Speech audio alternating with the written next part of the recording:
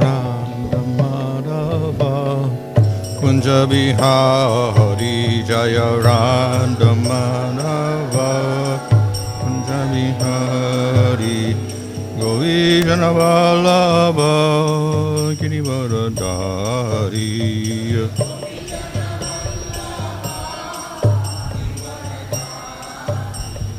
Yasodanandana Brajana Ranjana Yes Jamunatira Vanachari Jamunatira Jaya Radha Madhava Kunja Bihari Jaya Radha Hare Krishna Krishna Krishna Hare Hare Hare Rama Rama Rama Hare Hare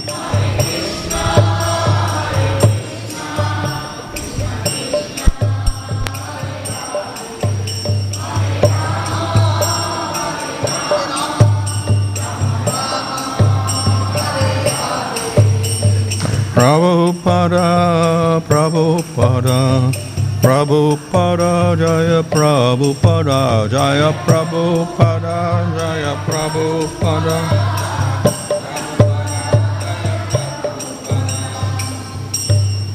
Jaya Vishma Varamansma Rājagacārya Sadasi Svedesi Bhaktivinoda Swami Prabhupada Ki Jai Namachar Haridas Thakur Ki Jai Prem Sago Sri Krishna Chaitanya Prabhu Nityananda Sri Advaita Gadadhar Sri Gaur Bhaktivinoda Ki Jai Shri Sri Radha Krishna Gopa Gopida Shama Kunda Radha Kunda Giri Govardhan Ki Jai Shri Vrindavan Dham Ki Jai Navadip Dham Ki Jai Ganga Jamuna Tulsi Bhakti Devi Ki Jai Ananda Koti Vaishnava Vrinda Ki Jai Samaveta Bhakti Vrinda Ki Jai Go Premanandi, all glory say some of the bodies, all glory say some of the bodies, all glory say some of the bodies, all glory say Shri Guru and Shri Grāmo, all glory say Shri Prabhupada.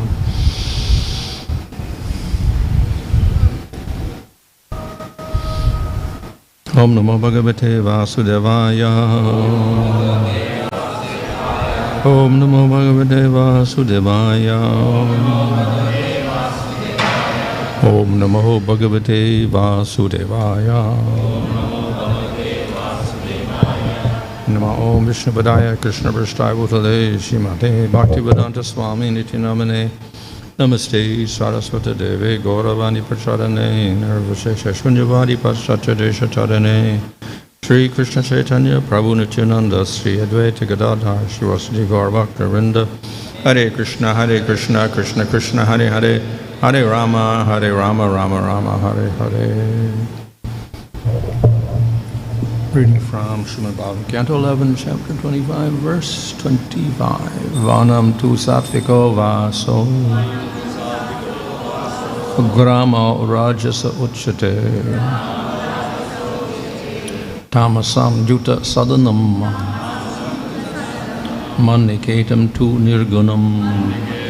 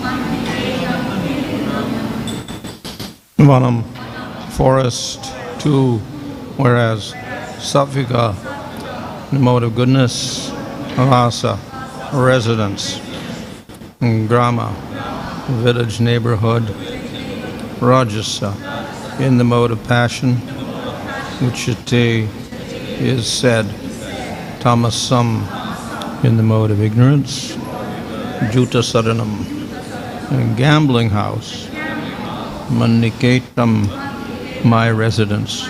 2, but nirguṇam, transcendental. Translation: residence in the forest is in the mode of goodness, residence in the town is in the mode of passion, residence in a gambling house displays the quality of ignorance, and residence in the place where I reside is transcendental. Purport: many creatures in the forest, such as the trees, wild boars, and insects, are actually in the mode of passion and ignorance. But residence in the forest is designated as being in the mode of goodness because there one may live a solitary life free from sinful activities, material opulence, and passionate ambition. Throughout the history of India, many millions of people from all walks of life have adopted the order of vanaprastha and sannyāsa and have gone to sacred forests to practice austerity and perfect their self-realization. Even in America and other Western countries, persons such as Thoreau achieved fame by retiring to the forest to reduce the scope and opulence of material involvement. The word grāmo here indicates residence in the village of one's family. Family life is certainly full of false pride, false hopes, false affection, lamentation, and illusion, since the family connection is squarely resting on the bodily concept of life, the very opposite of self-realization.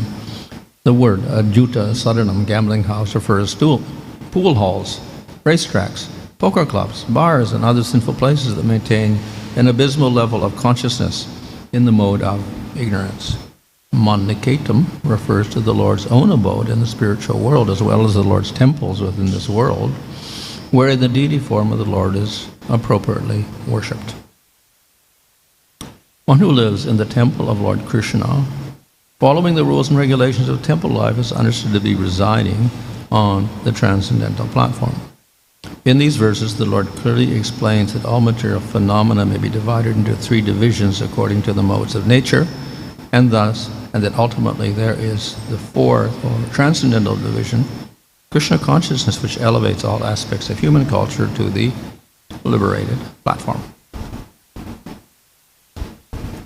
So here we have this various items explained in terms of the gunas. முக்குணங்களின் அடிப்படையில் உள்ள விஷயங்களை பற்றி விளக்கப்பட்டுள்ளது. And here we have residence, where you live. நாம் வாழும் இடம், வசிப்பிடத்தை பற்றி இங்கே குறிப்பிடப்பட்டுள்ளது. So various places have different gunas.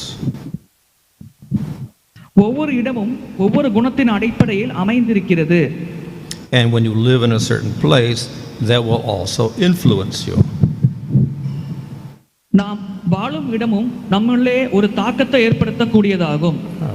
And according to your gunas, you will probably choose a place which matches your guna. நாம் பொதுவாக நாம் குணத்திற்கு ஏற்றாற்போல் தான் நாம் வாழும் இடத்தை தேர்ந்தெடுக்கிறோம். Thus, a person largely influenced by the mode of tamas will choose a tamasic place. உதாரணத்திற்கு தமோகுணத்தின் அடிப்படையில் வாழும் மக்கள் பொதுவாக தமோகுணம் நிறைந்த இடத்தையே வாழ்வதற்காக தேர்ந்தெடுப்பார்கள்.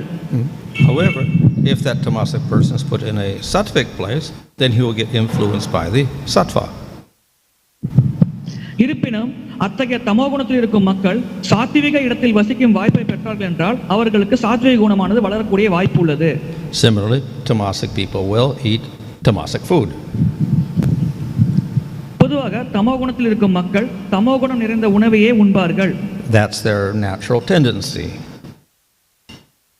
இதுவே அவர்களின் இயற்கையான சுபாவமாகும். But if they eat sattvic food, then they start becoming sattvic. ஆனால் அவர்கள் சாத்விக உணவை உட்கொண்டால் அவர்கள் சாத்விக குணத்தை அடைவார்கள். So in this way, though we can say that the various things in this world will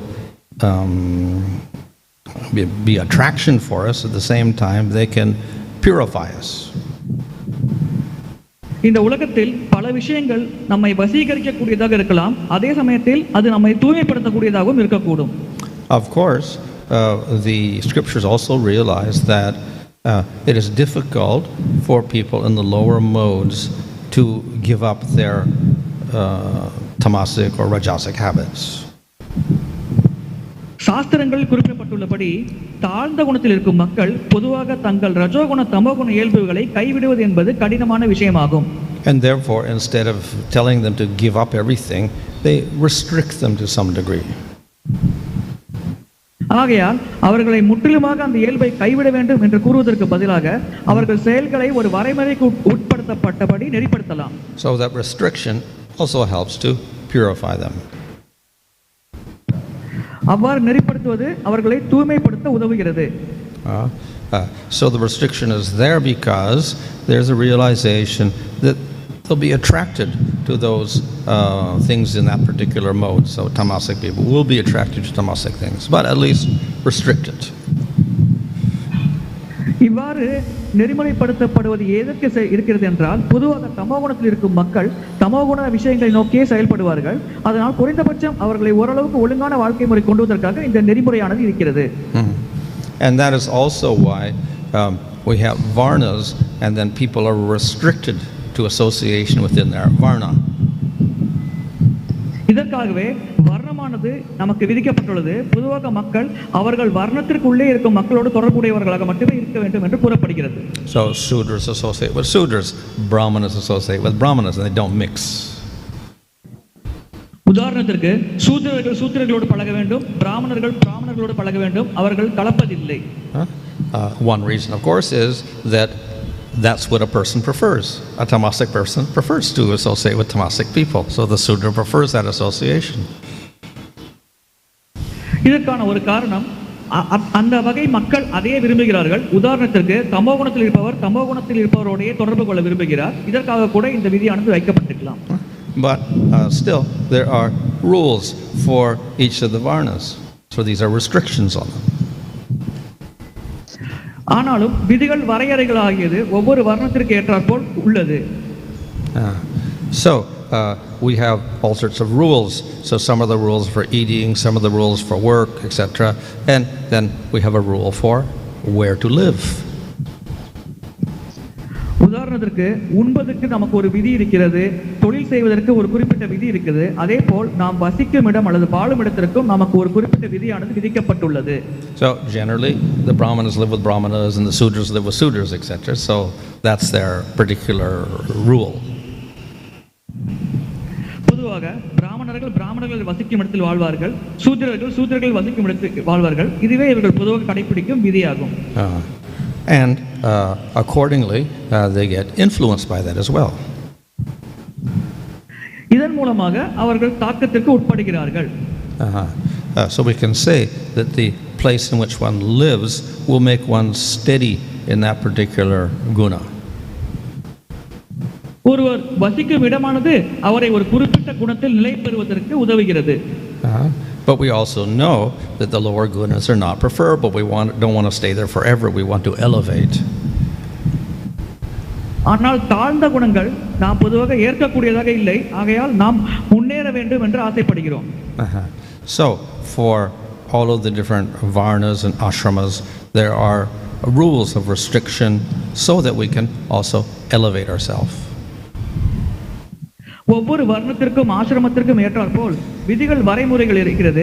அதை பின்பற்றி நாம் நம்முடைய நிலையை உயர்த்தி கொள்ளலாம். However, this is a rather slow process of elevation over many births. ஆனால் இது மெதுவாக நடக்கும் ஒரு செயல்முறையாகும். இதற்கு பல பிறவிகள் எடுத்துக்கொள்ள வேண்டும். So in this particular verse, it talks about tamasic people. They will reside in places where there are lots of sinful activity. பொதுவாக தமோகுணம் நிறைந்த மக்கள் பாவகாரியங்கள் செய்யும் இடத்திலேயே வசிப்பார்கள். So tamas means ignorance, darkness, laziness, lack of sense control. தமம் என்றால் அறியாமை, சோம்பேறித்தனம், புலன் புலன் கட்டுப்பாடின்மை ஆகியவையாகும். So therefore such people will, covered by ignorance, waste their time in all sorts of useless activities. அவ்வாறு தமோ குணத்தில் நிறைந்த மக்கள் தங்களுடைய பொன்னான நேரத்தை பயனற்ற செயல்கள் செய்வதன் மூலமாக வீணடிப்பார்கள். This is how these people get their enjoyment. இவ்வாறே அவர்கள் தங்களுடைய மகிழ்ச்சி அல்லது புலன் இன்பத்தை அனுபவிப்பார்கள். So one cannot immediately stop everything, but at least there can be some restrictions. ஒருவரால் அனைத்தையும் திடீரென்று கைவிட முடியாது, ஆனால் குறைந்தபட்சம் அது ஒரு வரையறைக்கு உட்பட்டதாக இருக்கலாம். The people in Rajas live in towns. ரஜோகுணம் நிரம்பிய மக்கள் நகரத்தில் வாழ்வார்கள். This is, we say, practical because by living in towns they can increase their economic development and their sense gratification. இவ்வாறு நகரத்தில் வாழ்வதன் மூலம் அவர்கள் தங்களுடைய செல்வ செழிப்பை அதிகரித்துக் கொள்ளலாம், தங்களுடைய புல இன்பத்தை அதிகரித்துக் கொள்ளலாம். இது நடைமுறையில் நடக்கக்கூடியதே. More people to associate with and more people to do business with, etc. அவர்கள் நிறைய மக்களோடு தொடர்பு கொள்வார்கள், நிறைய மக்களோடு வணிகம் செய்வார்கள். And then in Sattva we have forests. This is the sattvic place to live. பொதுவாக சத்துவகுணத்தில் இருக்கும் மக்கள் வனங்கள் அல்லது காடுகளில் வசிப்பார்கள். இது சத்துவகுணம் நிறைந்த இடமாகும். So as the Purport mentions, generally the vanaprastha and the sannyasis are in the forest. இந்த பதத்தில் குறிப்பிடப்பட்டுள்ளது போல் வானப்பிரஸ்தர்கள் மற்றும் சன்னியாசிகள் பொதுவாக வனத்தில் வசிப்பார்கள். And then the grihastas in the town or the city. கிரகஸ்தர்கள் நகரங்களில் வசிப்பார்கள். So we can see that the vanaprastha and sannyasis are, like say, more elevated in the gunas than the grihastas. இதிலிருந்து வானப்பிரஸ்தர்கள் மற்றும் சன்னியாசிகள் கிரகஸ்தரை காட்டிலும் உயர்ந்த நிலையில் குணத்தின் அடிப்படையில் இருக்கிறார்கள் என்பதை நாம் புரிந்து கொள்ள வேண்டும். But at the same time we see that most of the Brahmins are grihastas. அதே சமயம் தற்காலத்தில் நிறைய பிராமணர்கள் கிரகஸ்தர்கள் இருப்பதையும் நாம் பார்க்கிறோம். And they will also be living in a town or a city or whatever. அவர்களும் நகரத்தில் தான் வாழ்கிறார்கள். So we can say that these rules are there, but they're not absolute rules in terms of residence. ஆகையால் நமக்கு இந்த விதிகள் இருக்கிறது, ஆனால் இதுவே ஒரே வழி என்று நம்மால் கூற முடியாது. But the important point to realize here is the last line, that the temple of the Lord is beyond the gunas. இந்த பாடத்தில் முக்கியமாக நாம் புரிந்து கொள்ள வேண்டிய விஷயம் கடைசி வரியில் கொடுக்கப்பட்டுள்ளது, பகவானுடைய ஆலயமே வசிப்பதற்கு சிறந்த இடம் என்று. So even living in the forest is not the highest thing. Living or serving the temple is higher than that. வனத்தில் வசிப்பதை விட பல மடங்கு உயர்ந்த விஷயம் கோவிலில் வசித்து பகவான் மற்றும் பக்தர்களுக்கு சேவை செய்வதாகும். So by associating with a place that is beyond the gunas, one also goes beyond the gunas. இந்த முக்குணங்களை கடந்த ஒரு இடத்தில் வசிப்பதன் மூலமாக ஒருவர் முக்குணங்களை கடந்து செல்வார்.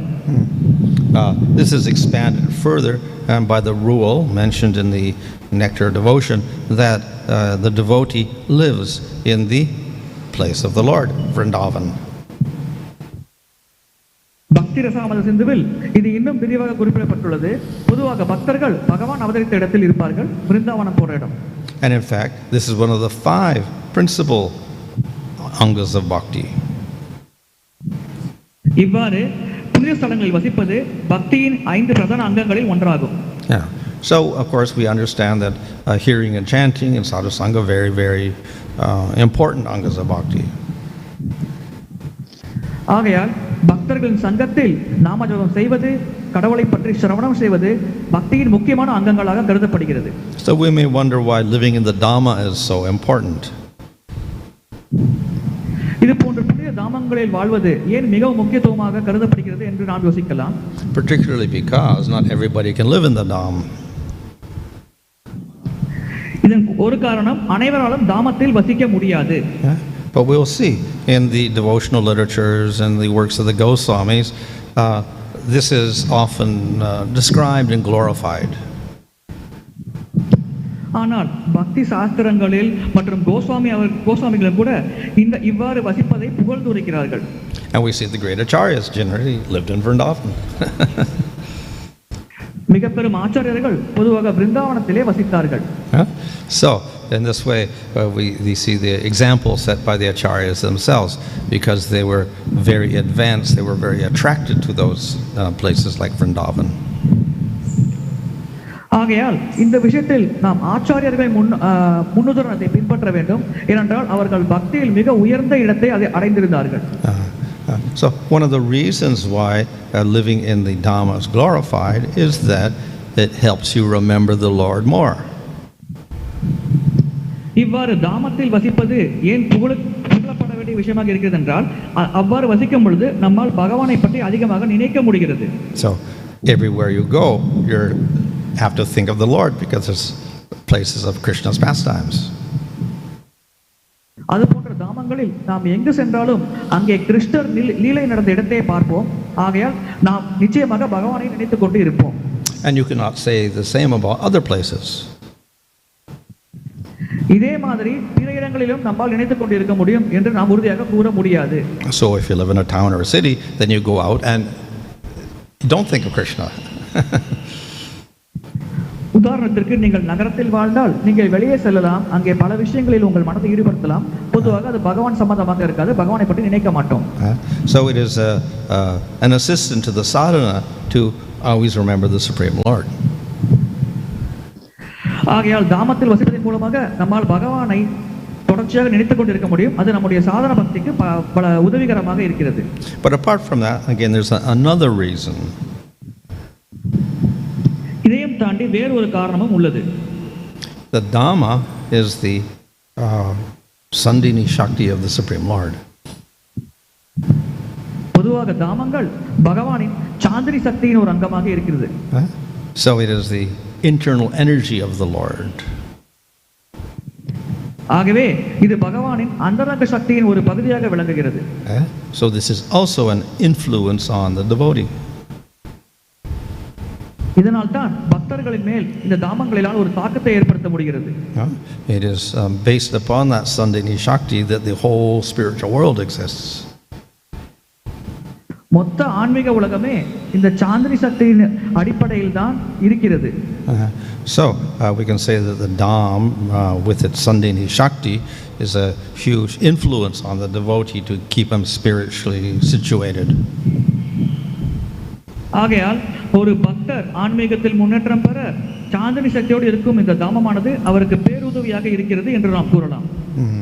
But our acharyas also realize that everybody cannot live in the dham, even though it is one of the 5 principal angas of bhakti. ஆகையால் தாமத்தில் வசிப்பது பக்தியின் பிரதான 5 அங்கங்களில் ஒன்றாக இருந்தால் கூட அனைவராலும் தாமத்தில் வசிக்க முடியாது என்பதையும் ஆச்சாரியர்கள் ஏற்றுக்கொள்கிறார்கள். So therefore, if for some reason you cannot live in the dham, at least you could remember the dham. ஆகையால் ஒருவரால் தாமத்தில் வசிக்க முடியாவிட்டாலும் கூட குறைந்தபட்சம் அவர்கள் தாமத்தை நினைவில் கொள்ள வேண்டும். So even though we're living in some other materialistic place, we can remember the dham and counteract the influence of the materialistic place. நாம் இந்த ஜட உலகில் வேறு ஏதாவது இடத்தில் வாழ்ந்தாலும் கூட நாம் தாமத்தை நினைவில் கொள்வதன் மூலமாக இந்த ஜட உலகின் தாக்கத்திலிருந்து நம்மால் பாதுகாத்துக் கொள்ள முடியும். However, this verse also says that not only that, anywhere where there's the Lord's temple, that is also nirguṇam.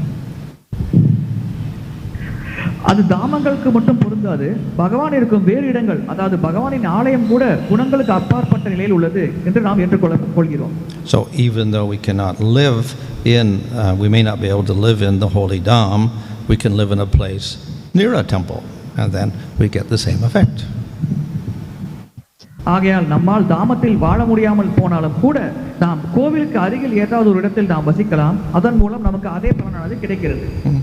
So here the word nirguṇam is used. இங்கே நிர்குணம் என்ற வார்த்தை பயன்படுத்தப்பட்டுள்ளது. So that means that it's beyond sattva, rajas and tamas. இதன் பொருள் இது இந்த முக்குணங்கள் சத்வம், ரஜஸ் மற்றும் தமோ குணங்களுக்கு அப்பாற்பட்ட நிலையில் உள்ளது. But at the same time, it doesn't simply mean it's Brahman. அதே சமயத்தில் இது பிரம்மனையும் குறிக்காது. It's devoid of material gunas, filled with spiritual qualities. இந்த இடங்கள் ஜட குணங்களிலிருந்து விடுதலை பெற்றுள்ளது, ஆனால் ஆன்மீக குணங்கள் நிரம்பியதாக உள்ளது. And thus in the temple we have a form of the Lord with wonderful qualities. இதனால் தான் ஆலயங்களில் பகவானுக்கான ஒரு விக்கிரகம் இருக்கிறது, அதிலிருந்து பல குணாதிசயங்கள் வெளிப்படுகிறது. So the presence of a temple anywhere, even outside the dham, will help us appreciate the name, form, qualities and pastimes of the Supreme Lord. ஆகையால் பகவானின் ஆலயம் தாமத்திற்கு வெளியே இருந்தால் கூட நாம் அங்கே செல்லும் பொழுது நம்மால் பகவானின் நாம ரூப குண லீலைகளின் மகிமையை பற்றி புரிந்து கொள்ள முடிகிறது. And though it's in the material world and not even in the dham, still it is beyond the material modes. இவ்வாறு ஆலயங்கள் இந்த ஜட உலகில் இருந்து கொண்ட தாமத்திற்கு வெளியே இருந்தாலும் அது முக்குணங்களை கடந்த இடமாக கருதப்படுகிறது. So this provides a way in which we can counteract the modes of material nature. இதன் மூலமாக இந்த வழியை கடைபிடித்து நாம் இந்த முக்குணங்களின் தாக்கத்திலிருந்து வெளியே விடுபடலாம். Hare Krishna. Dhanavad Pranam Guru Maharaj. I'm grateful to you for the knowledge you have imparted. Guru Maharaj, we see that the earth itself is said to be a place of passion. And within this earth, again, different places are explained with different modes of nature. So as it looks that the modes of nature is all pervading like the Lord and is as powerful as the Lord. Then how that the nirguṇa or the Lord's energy is not able to overpower these modes of nature to help the people in earth. Does the same type of setup is available in other planetary systems also, like the higher planetary systems and the lower planetary systems? பொதுவாக பூமி ரஜோகுணம் நிரம்பிய இடமாக கருதப்படுகிறது. அவ்வாறு இருக்கையில் எவ்வாறு பூமியில் இருக்கும் இடங்கள் இந்த முக்குணங்களின் அடிப்படையில் பிரிக்கப்படுகிறது. பொதுவாக பகவானின் சக்தி இந்த முக்குணங்களின் தாக்கத்தை விட சக்தி வாய்ந்தது இருக்கும் பொழுது ஏன் ஒருவர் இந்த முக்குணங்களின் தாக்கத்திற்கு உட்படுகிறார்? Well, wherever we go in the material world, there will be modes of material nature. நாம் இந்த பௌதிக உலகில் எங்கு சென்றாலும் இந்த முக்குணங்களின் தாக்கம் இருக்கக்கூடும். But in the upper planets, there's a predominance of sattva. ஆனால் மேலுலகங்களில் சத்துவகுணமானது மேலோங்கி உள்ளது. But the other gunas will manifest periodically. ஆனால் காலத்திற்கு ஏற்றாற்போல் மற்ற குணங்களும் வெளிப்படக்கூடும். And earth is dominantly rājasic, but we'll get sattvic influence, we'll get tāmasic influence. பொதுவாக பூமி ரஜோகுணம் நிரம்பிய இடமாக கருதப்படுகிறது. ஆனால் நமக்கு சத்துவகுணம் மற்றும் தமோகுணத்தின் தாக்கமும் ஏற்படக்கூடும். And according to time, sometimes we'll get more sattva and some more tamas. காலத்திற்கு ஏற்றாற்போல் நாம் சில சமயம் சத்துவகுணத்தில் இருப்போம், சில சமயம் தமோகுணத்தில் இருப்போம். So in Satyuga we have more sattva, in Tamagun we have more tamas. உதாரணத்துக்கு சத்தியயுகத்தில் சத்துவகுணமானது மேலோங்கி இருந்தது, கலியுகத்தில் தமோகுணமானது மேலோங்கி இருக்கிறது. And of course, as I said, the whole earth sphere is dominated by rajas. அதேபோல் இந்த பூமி முழுவதுமாக ரஜோகுணத்தின் தாக்கத்திற்கு உட்பட்டிருக்கிறது. So the material world by nature is full of these gunas. ஆகையால் இந்த பௌதிக உலகத்தின் இயல்பே இந்த முக்குணங்களின் தாக்கத்திற்கு உட்பட்டிருப்பதாகும். There was a whole description. Mahavishnu glances over Prakriti. Prakriti starts manifesting Mahatattva and Ahankara and material elements, etc. They form into planets, all made out of gunas. They make bodies for living entities, all out of gunas.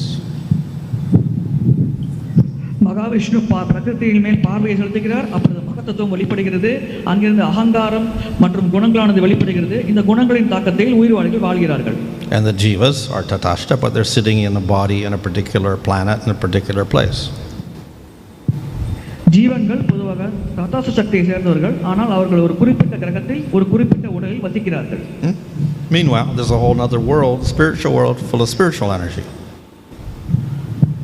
ஆனால் இதையும் தாண்டி ஒரு அற்புதமான ஆன்மீக உலகம் என்று ஒன்று உள்ளது. அதில் முழுவதுமாக ஆன்மீக சக்தியானது நிரம்பி இருக்கிறது. And that's for the jivas that choose not to enjoy in the material world. எந்த ஜீவன்கள் இந்த ஜட உலக இன்பத்தின் மேல் ஆசைப்படுவதில்லையோ அந்த ஜீவன்களுக்காக அந்த ஆன்மீக உலகமானது இருக்கிறது. So this world here is for the jivas that like to enjoy material things. எந்த ஜீவாத்மாக்கள் பௌதிக விஷயங்களை அனுபவிக்க வேண்டும் என்று ஆசைப்படுகிறார்களோ அந்த ஜீவாத்மாக்களுக்காகவே இந்த ஜட உலகமானது படைக்கப்பட்டுள்ளது. So that is why the Lord creates the material world. இதற்காகத்தான் பகவான் இந்த ஜட உலகத்தை படைக்கிறார். However, he also provides opportunity for the jiva to change his mind. இருப்பினும் ஜீவாத்மா தங்கள் நிலையை மாற்றிக்கொள்வதற்கு பகவான் சந்தர்ப்பத்தையும் வழங்குகிறார். But he never makes the jiva change his mind. He lets the jiva makes his own choice.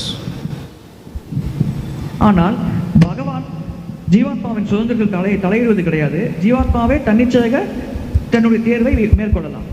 So when one chooses to surrender to the Lord, then gradually the spiritual influence becomes more and more until become nirguṇam. ஒருவர் பகவானிடம் சரணடைய வேண்டும் என்ற தேர்வை மேற்கொண்டால் அந்த ஆன்மீக தாக்கமானது அவர் மேல் அதிகமாக செலுத்தப்படும். அதனால் படிப்படியாக அவருக்கு நிர்குணம் என்ற நிலையை அவரால் அடைய முடியும். And then the gunas no longer affect that particular person. அது போன்ற நபரை பொதுவாக குணங்களின் தாக்கத்திற்கு உட்படுவதில்லை. Maharaj, in the 8th canto, this when Manu was teaching his son this, so there is a verse, this same verse is there in even Ishopanishad, that Isha Vaisam Idam Sarvam, Isha Avaisam Idam Sarvam. The whole world is a place for the to stay for the Lord. It is taken by Vishnu Sakutra like this. So if we take like this, we see that everywhere there is a Lord. So, but here in the verse in the man-niketaṁ and also in the Purport is said that temple is considered like a nirguṇa. So how to see this both statement? No, this. ஈஷாவாஸ்யம் இதம் சர்வம் என்ற பதத்தின் மூலம் பகவான் எங்கும் இருக்கிறார் என்று கூறப்படுகிறது. ஆனால் இங்கே ஆலயமானது பிரதானமாக பகவான் இருக்கும் இடமாக இந்த பதத்தில் விளக்கப்பட்டுள்ளது. இதை நாம் எவ்வாறு புரிந்து கொள்வது? Well, we can take it in one sense that everything is in the Lord and the Lord is in everything. ஒரு வகையில் அனைத்திலும் பகவான் இருக்கிறார், பகவானில் அனைத்தும் இருக்கிறது என்று நாம் எடுத்துக்கொள்ளலாம். And ultimately everything is controlled by the Lord. ஆகையால் அனைத்துமே இறுதியாக பகவானின் கட்டுப்பாட்டில் தான் உள்ளது. And of course everything is not different from the Lord also. அனைத்தும் பகவானிலிருந்து வேறுபட்டது அல்ல. At the same time we also make a distinction. Material energy is different from spiritual energy. அதே சமயம் ஜட சக்தியானது ஆன்மீக சக்தியிலிருந்து வேறுபட்டது என்பதையும் நாம் ஏற்றுக்கொள்கிறோம்.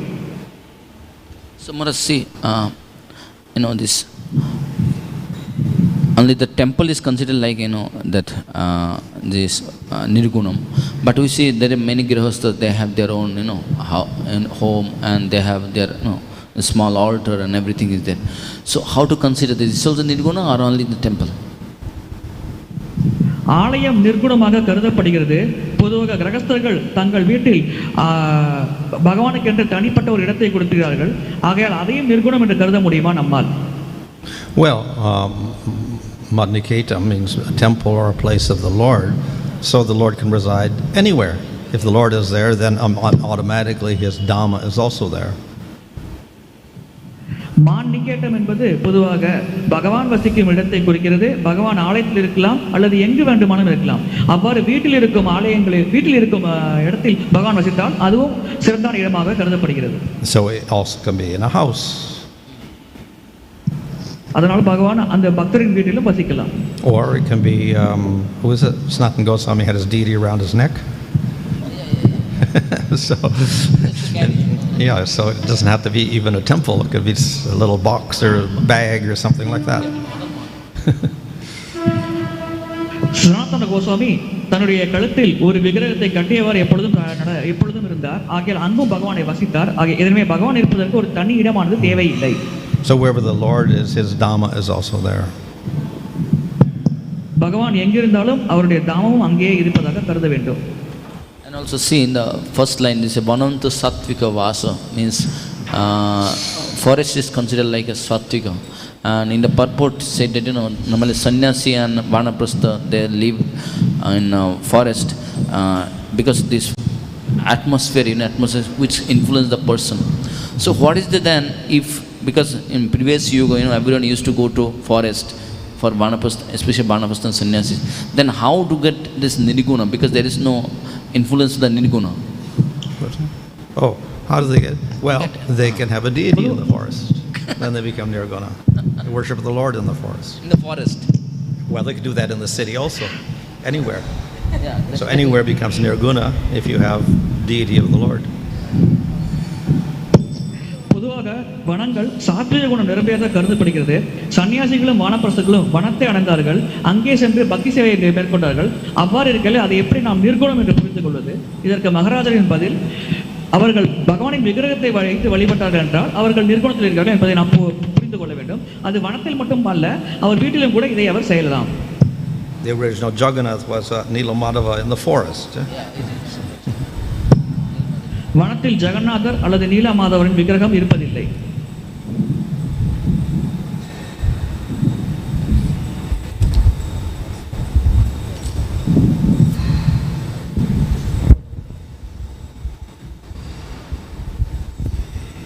Hare Krishna Maharaj, in this Kali Yuga we glorify chanting the holy name, doing kirtan only, no? So how, like, if we unable to live in dham or have temple at home, how we can, more than this being in temple, or how we can relate to this glorifying the Lord through holy names? கலியுகத்தில் நாம சங்கீர்த்தனமே பிரதானமானது, சக்தி வாய்ந்தது என்று கூறப்படுகிறது. அவ்வாறு இருக்கையில் இவ்வாறு தாமத்தில் வசிப்பது, கோவில் கரையில் வசிப்பது என்பதை என்ற விஷயங்களை நாம் எவ்வாறு எடுத்துக்கொள்வது? So this particular verse is simply talking about places to live. இந்த குறிப்பிட்ட பதத்தில் நாம் வசிக்கும் இடத்தை பற்றி விவரிக்கப்பட்டுள்ளது. And if you live near a temple, then it becomes nirguṇa. நீங்கள் ஆலயத்துக்கு அருகில் வசித்தால் நீங்கள் நிர்குணமான இடத்தில் வசிக்கிறதாக கருதலாம். However, we can also say that wherever one does devotional activities, that is also nirguṇa, even if there's no temple there. ஒருவர் செய்யும் பக்தி சேவையும் நிர்குணம் என்றே கருதப்படுகிறது, அங்கே ஆலயம் இல்லாமல் இருந்தாலும் பரவாயில்லை. And wherever one chants the holy name again is nirguṇa. ஒருவர் பகவானின் நாமத்தை ஜபம் செய்யும் பொழுது அதுவும் நிர்குணமாகவே கருதப்படுகிறது. So therefore, even if one does not have a deity in the house, but one chants in the house, then that also becomes nirguṇa. ஒருவர் வீட்டில் பகவானின் விக்கிரகம் இல்லாமல் இருந்தால் கூட அவர் நாம ஜபம் செய்தால் அதுவும் நிர்குணம் என்றே நாம் எடுத்துக்கொள்ள வேண்டும். So the name is not different from the Lord. பகவானின் நாமத்திற்கும் பகவானிற்கும் எந்த வேறுபாடும் இல்லை. So you can worship the Lord in deity form in the temple, or you can worship the Lord in holy name through kirtan. நாம் ஆலயத்தில் பகவானின் விக்கிரகத்தையும் வழிபடலாம், அல்லது பகவானின் புனித நாமத்தை கீர்த்தனம் செய்வதன் மூலமாகவும் வழிபடலாம். And in either case it is nirguṇa. இந்த இரண்டு வழிகளும் நிர்குணம் என்றே கருதப்படுகிறது.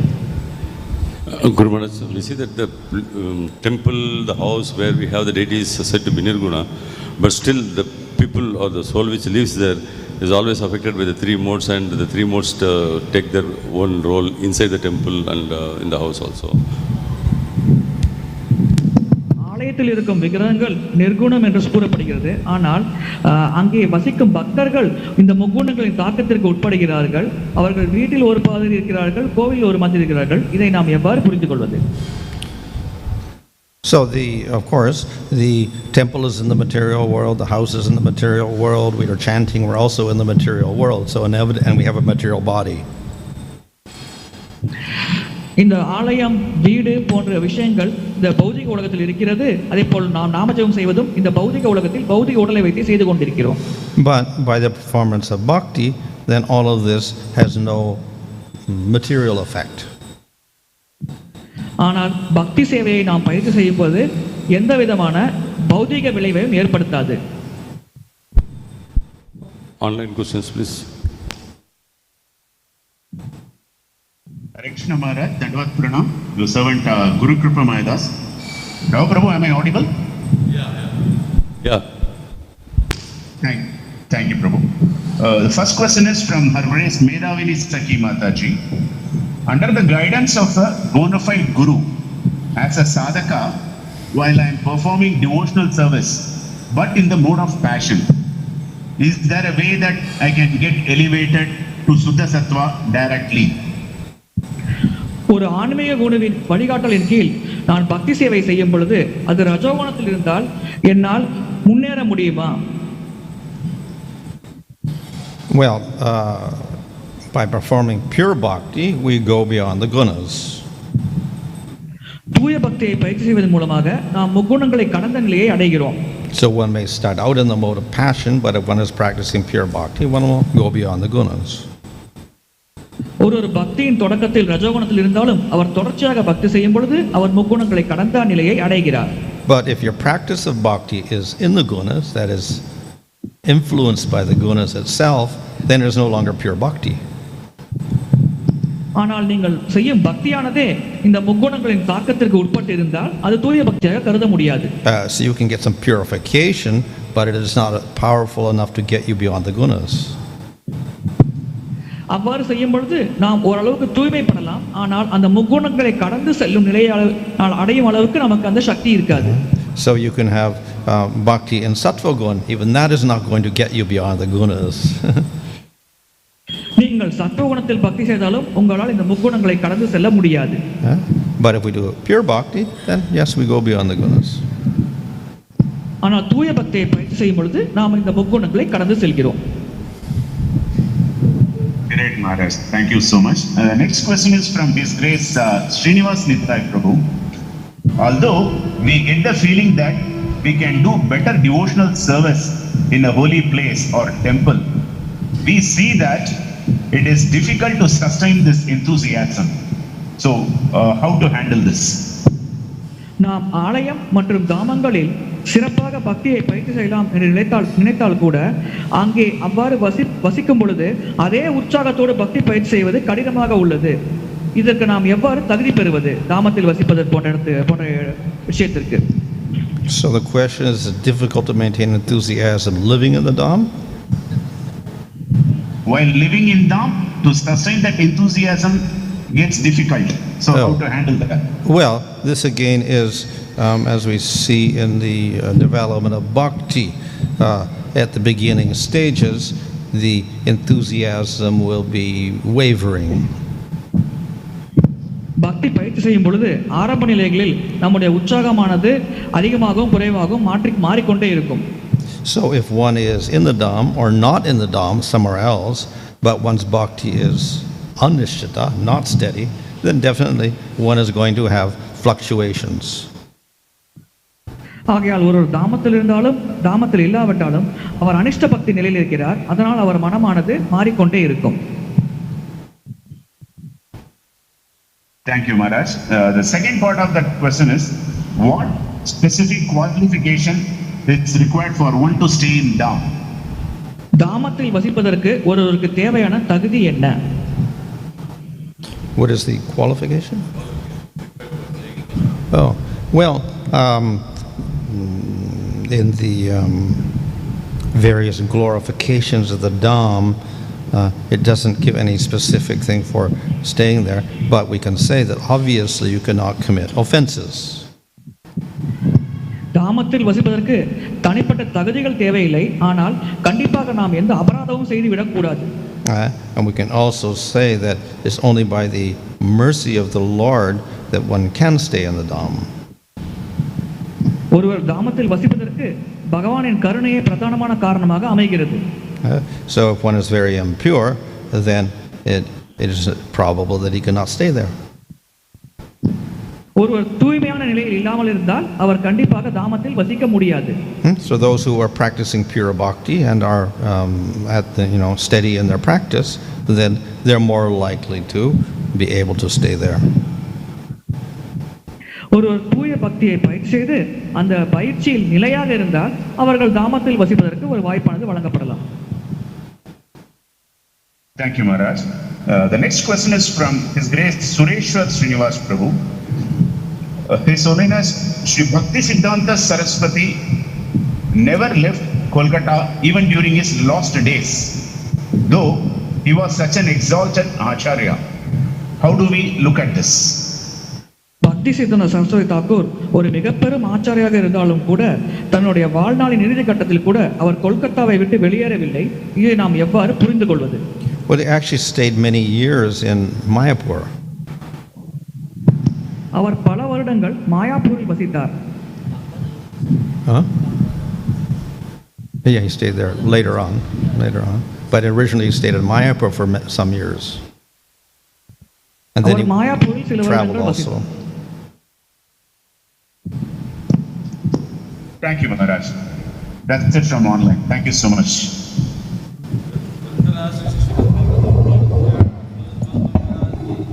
Jai. Jai. Jai. Jai.